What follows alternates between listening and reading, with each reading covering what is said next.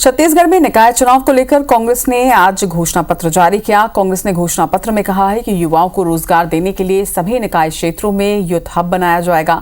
निगमों के अनियमित कर्मचारियों को नियमित करने की दिशा में प्रयास होगा। इसके साथ ही संपत्ति कर, समेकित कर और जल उपभोक्ता शुल्क पर घर बैठे भुगतान की सुविधा भी दी जाएगी। स्कूल कॉलेज के समीप सीसीटीवी फुट लगाए जाएंगे।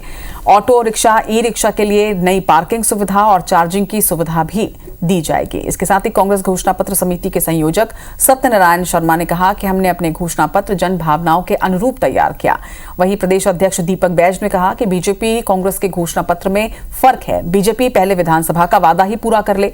इधर कांग्रेस के घोषणा पत्र पर बीजेपी ने भी तंज कसा। मुख्यमंत्री विष्णुदेव साय ने कहा कि कांग्रेस का घोषणा पत्र बीजेपी का कॉपी पेस्ट है। कांग्रेस ने पिछली बार चुनावी वादों को पूरा तक नहीं किया।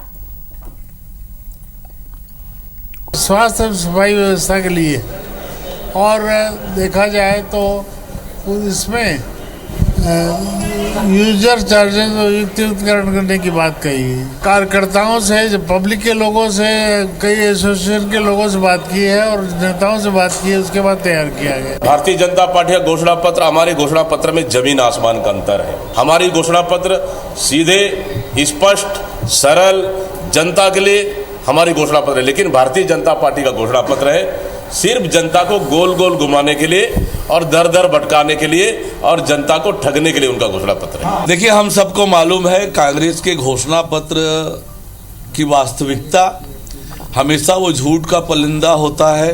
वो झूठे वायदे होते हैं, सपने दिखाने वाले होते हैं और कांग्रेस पार्टी लाती ही उसे है जनता के आंखों में धूल झोंकने के लिए।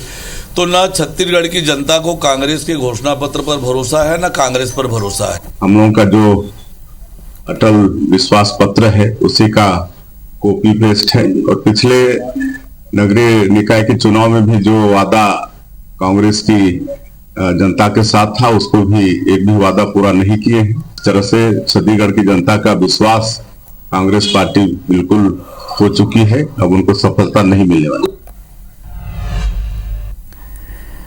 तो दोनों ही पार्टियों ने अब अपना घोषणा पत्र जारी कर दिया है। एक तरफ बीजेपी का अटल विश्वास पत्र तो दूसरी तरफ कांग्रेस का जन घोषणा पत्र। और कौन से वादों को लेकर निकाय चुनाव में दोनों पार्टियां उतर रही हैं, ग्राफिक्स के माध्यम से आप तक वो वादे भी हम पहुंचा रहे हैं। निकाय चुनाव को लेकर दोनों ही पार्टियों ने अलग अलग वर्गों के लिए कई घोषणाएं की हैं। कौन से वो वादे हैं जिनको लेकर निकाय चुनाव में जमीन पर उतरने वाली हैं दोनों पार्टियां, ये तस्वीरें आप देख रहे हैं। ग्राफिक्स के माध्यम से आप तक उन घोषणाओं को, उन ऐलानों को और उन वादों को पहुंचा रहे हैं जिन्हें पूरा करने का दम भर रही हैं दोनों ही पार्टियां।